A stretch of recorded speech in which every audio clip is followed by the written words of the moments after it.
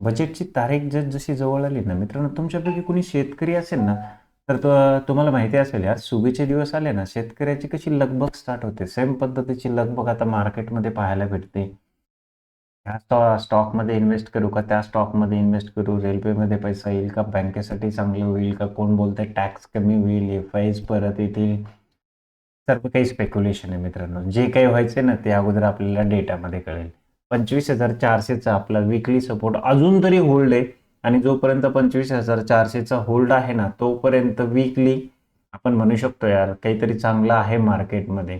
आजची closing 25,585, 100 point Nifty down आहे, 200 point bank Nifty down आहे, 25,400 स्टील इंटॅक्ट आहे.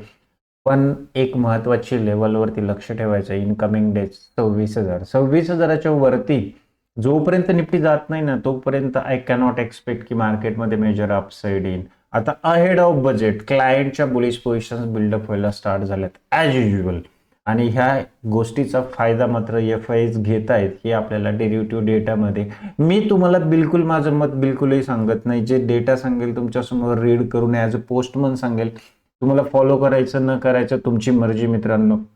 माझा व्ह्यू अजूनही बुलिश काही बनलेलं नाही. रिझन सांगतो, एफ-आयचं इक्विटीचं सेलिंग चालूच आहे.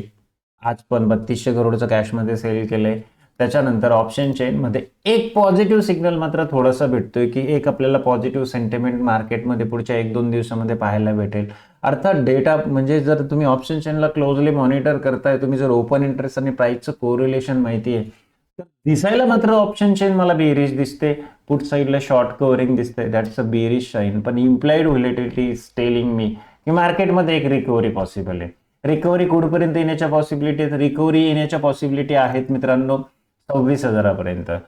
बिकॉज 26,000च्या लेवलला एक फेअर व्हॅल्यू गॅप आहे आणि त्याचं तो एकदा टेस्ट होऊ शकतो यार. 25,400चा मला कोणत्या झोनला ट्रेड करायचंय? 25,400चा माझा एक सपोर्ट, 26,000चा माझा रेजिस्टन्स. इन कमिंग डेज मला ह्या लेवलला ट्रेड प्लॅन करायचा. याच्या व्यतिरिक्त इन बिटवीन ट्रेड प्लॅन करण्यात माझं रिस्क रिवॉर्ड फेवरेबल भेटणार नाहीये मला. डेरिव्हेटिव्ह डेटाचं जर आपण थोडंसं जर पाहिलं ना, मी का सांगतोय की क्लायंट बुलिश बनतायत आणि एफ-आयज बेरिश बनताय हे मी माझ्या मनाने नाही सांगत. तुमच्यासमोर सीट आहे, तुमच्यासमोर शीटमध्ये आज क्लायंटने 2992 लॉंग पोझिशन्स बनवल्यात. थोडंसं शॉर्ट कव्हरिंग करायचा प्रयत्न केलाय. क्लायंट एक्सपेक्ट करताय की मार्केटमध्ये बजेटच्या अगोदर रॅली भेटेल. ह्या रॅलीचा फायदा म्हणजे क्लायंटच्या पोझिशनच्या लिक्विडिटीचा फायदा मात्र एफ-आयज घेताना दिसत आहेत. 3515 इंडेक्स फ्युचरमध्ये शॉर्ट, काही लॉंग पण बनवल्यात. म्हणजे मार्केटमध्ये दोन्ही साईडच्या पोझिशन्स एफ-आयज बनवताय. बट एक गोष्ट लक्षात ठेवा, 2,15,000 इंडेक्स फ्युचरमध्ये शॉर्ट पोझिशन्स आहेत आणि जर त्यांनी शॉर्ट कव्हरिंग केलं देन अँड देन मार्केटमध्ये बजेटपूर्व रॅली भेटेल. अदरवाईज प्रत्येक अप मूव्ह मध्ये एफ-आय सेल करून फायदा घेण्याचा प्रयत्न करतील. अजून तरी मला शॉर्ट कव्हरिंग करतील एफ-आय असा काही डेटा दिसत नाहीये. मेजरली जर पाहिलं एफ-आयच्या तर मेजरली पुट लॉंगच्या मॅक्स पोझिशन्स आहेत. आता उद्यासाठी केले काय त्यांनी माहिती का? कॉल शॉर्टच्या पोझिशन्स उद्याच्या एक्सपायरीसाठी घेतल्यात. त्याच्यानंतर जर पाहिलं तर फ्युचरमध्ये काही शॉर्ट पोझिशन्स ऍड केल्यात. जर ओव्हरऑल तसं पाहिलं तर उद्याचं जर मार्केट गॅपअप झालं, ह्या डेटाला पाहून मी सांगतोय की जर मार्केट गॅपअप झालं तर मार्केटला हायर लेवलला वन्स अगेन मार्केटमध्ये एक सेलिंग पाहायला भेटेल. चला प्राइस ऍक्शन मध्ये जाऊन शोधूया की आपल्याला कोणत्या लेवलला सेलिंग करायचंय. Because for tomorrow's expiry F-I has shorted a call. चला प्राइस आता मात्र आपण चार्टचा अनालिसिस करूया. चार्ट वरती काय दिसतंय? ठीक आहे यार, छोटी कॅन्डल बनली आहे, रेड बनली आहे यार, बट 25,400चा सपोर्ट मात्र होल्ड आहे. मग डेली टाइम फ्रेम नंतर आपल्याला एक आवरलीचं स्ट्रक्चर मात्र इम्पॉर्टंट आहे. आता आवरली स्ट्रक्चर वरती एक रेजिस्टन्स पॉइंट आपल्याला उद्यासाठी पाहायला भेटू शकतो 25,650 ते 25,700. आता 25,650-700च्या वरती जर ब्रेकआउट झालं तर नेक्स्ट रेजिस्टन्स पॉइंट निफ्टीसाठी आपल्याला भेटेल तो आहे 25,830 ते 25,840. मी अजूनही सांगतो जोपर्यंत 26,000च्या वरती निफ्टी जात नाही तोपर्यंत माझा व्ह्यू शॉर्ट टर्म मध्येही बुलिश नाही. इंट्राडेचे फ्लक्च्युएशन इंट्राडेच्या लेवलला ट्रेड करायचे. 15 मिनिटाच्या टाइम फ्रेमला ट्रेड करताय, 15 मिनिटाच्या सपोर्ट रेजिस्टन्सला जाऊन ट्रेड करा. आवरलीचा चार्ट जर पाहिला तर स्टील RSI बेरिश झोन मध्ये आहे. सपोर्ट मात्र 25,400 स्टील इंटॅक्ट आहे, ह्या लेवलला शॉर्ट करण्यापेक्षा शॉर्टिंगसाठी मी प्लॅन करेल 15 मिनिटाच्या टाइम फ्रेमला. 115 मिनिट टाइम फ्रेम जर पाहिलं तर 15 मिनिटाच्या टाइम फ्रेमला वन्स अगेन आत्ता जाता जाता जे सेलिंग पाहायला भेटलं ना उद्यासाठी, एक इम्पॉर्टंट सपोर्ट लेवल आपल्याला असेल 25,500.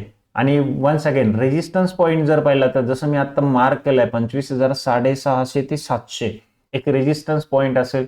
तो जर रेजिस्टन्स पॉईंट क्लिअर झाला ना मग मात्र इंट्राडे मध्ये एक छोटीशी अपसाईडसाठी आपल्याला इंट्राडेला ट्रेड प्लॅन करायचा माझा प्लॅन आहे. कोणतेही बुलिश पोझिशन्स ओव्हरनाईट तर मी बिलकुलही घेऊन नाही जाणार. आणि महत्वाचं अजून एक, त्यावेळेस असं काही मेन इव्हेंट येतात ना, बजेट म्हणा, इलेक्शन म्हणा, त्यावेळेस DIs ना आपली सगळ्या तिजोऱ्या खोलून टाकतात. मार्केटचं सेंटिमेंट ऍटलिस्ट बजेटपर्यंत होल्ड करण्याचा प्रयत्न करते. पण अजूनही सांगतो, बी कॉशियस. जे हाय व्हॅल्यूड स्टॉक आहेत तिथे इन्व्हेस्टमेंट करण्याच्या नादी लागू नका. आता हाय व्हॅल्यूड स्टॉक शोधणार कसे? Screener.in जावा. तुम्हाला मी शॉर्टकट सांगतो, Screener.in जावा. तुम्हाला ज्या कंपनीमध्ये इन्व्हेस्टमेंट करायचे अगदी कुणीही सांगू, अगदी मी जरी सांगितलं ना तरी विश्वास नका ठेवू. त्या कंपनीचं नाव टाका. समजा इथे मी नाव टाकलं कोणतं, ब्रिटानिया. ब्रिटानियाचा स्टॉक मला चेक काय करायचं, कोणत्या स्टॉकमध्ये इन्व्हेस्टमेंट करायचं जाता जाता सांगतो. ज्या कंपनीचा प्राइस अर्निंग ग्रोथ रेशो 1 पेक्षा कमी असेल, देन अँड देन इन्व्हेस्ट केलं ना, जरी मार्केट करेक्ट केलं ना, त्या स्टॉकमध्ये यार पोटेन्शियल आहे वरती जाण्याचं. ज्यांचा प्राइस अर्निंग ग्रोथ 1 पेक्षा जास्त आहे ना अशा स्टॉकला राम राम ठोका. कारण मार्केटमध्ये ज्या FIच्या शॉर्ट पोझिशन्स आहेत त्या ऍटलिस्ट ओव्हर व्हॅल्यूड स्टॉकला तर वरती नाही जाऊन देणार. भलेही मार्केट वरती गेलं ना, जे अंडर व्हॅल्यूड स्टॉक आहे ते वरती जातील. सो निफ्टीमध्ये लेवल आपण क्लिअर कट डिस्कस केली आहे. माझं 650 ते 700 या झोनमध्ये. तसं जर पाहिलं ना 15 मिनिटाचा एक स्विंग पॉईंट, येस 25,000 650 ते 700 याच्यावरती जर 15 मिनिटाचं क्लोजिंग झालं ना मग मात्र 835 850 आणि त्याच्यानंतर नेक्स्ट 26,000 जिथे आपला डेलीचा फेअर व्हॅल्यू गॅप आहे. बँक निफ्टीमध्ये जाऊन पाहूया कशा पद्धतीचा सेटअप बनतोय.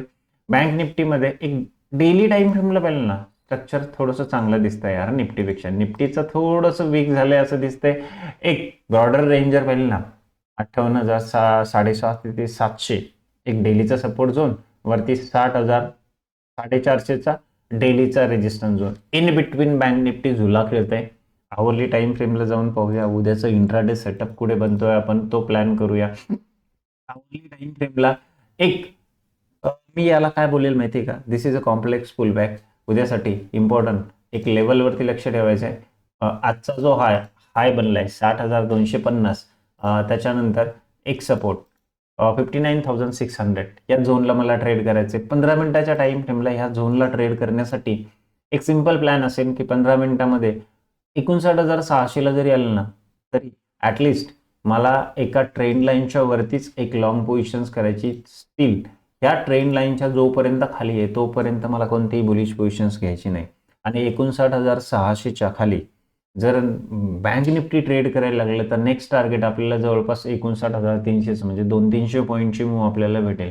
अर्थात मी जास्त मूव एक्सपेक्ट का नाही करत माहिती का, कारण इंडिया विक्स आहे ना 10-11ला ट्रेड करते या एवढ्या लोला ट्रेड करते तर मोठी मूव पण आपण एक्सपेक्ट नाही करू शकत की मार्केटमध्ये जास्त वन साइडेड मूव भेटेल. बजेट पूर्व थोडंसं मार्केटला होल्ड करण्याचा DIs प्रयत्न करतील. पण अजूनही सांगतो की this is distribution phase. Distribution phase संपायची असेल तर ॲटलिस्ट मला FIचं इक्विटीमधलं बाईंग हवं आहे. त्यानंतर फ्युचरमधल्या शॉर्ट कव्हरिंग्स हव्यात. ऑप्शन्स थ्रू फक्त मार्केटला थोडंफार वरती घेऊन जात आहेत. हायर लेवलला जाऊन इक्विटीचे ओव्हर व्हॅल्यूड स्टॉक आहे तिथे सेलिंग करतायत. मी एक छोटीशी टिप सांगितली तुम्हाला, प्राइस अर्निंग ग्रोथच्या हिशोबाने एखाद्या स्टॉकमध्ये इन्व्हेस्ट करा. तूर्त जोपर्यंत क्लायंट बेरिश बनत नाही तोपर्यंत अपसाईड लिमिटेड आहे माझ्या मित्रांनो. सो तुमच्यासमोर सर्व काही लेवल्स डिस्कस केल्या. Due to the SEBI regulation जास्त काही डिस्कस करता येत नाही. एक ओव्हरऑल मार्केटचा व्ह्यू आणि सध्याचं जर पाहिलं ना आपलं मार्केट ग्लोबली सेटअप जे म्हणतायत ना त्याला बिलकुलही फॉलो करत नाही आहे. ग्लोबल अपसाइड भेटलं तर हमें नहीं ऊपर जाना, हम तो नीचे ही रहेंगे यार. बाबूजी सेल कर रहे तो हम ऊपर कैसे जाएंगे. आणि ग्लोबल पडायला लागलं तर जसं आज आपण पाहिलं तिकडे डाव झोन खाली होता, आपलं मार्केट घरगळलं खाली. तर मित्रांनो स्टे कॉशियस. क्लायंट जाता जाता फायनल कन्क्लुजन, मी माझे ट्रेड इंट्राडेमध्ये जे इथून पुढे जे बनतील, बेरिश ट्रेडमध्ये माझा जास्त इंटरेस्ट असेल जोपर्यंत एफ शॉर्ट्स आहेत, आणि बुलिश ट्रेड जरी सेटअप प्रॉपर भेटला तर मग मात्र मी फार cautiously with very small position size trade असेल मित्रांनो बजेटपर्यंत. थँक्स फॉर वॉचिंग मी. Good day. चला भेटूया.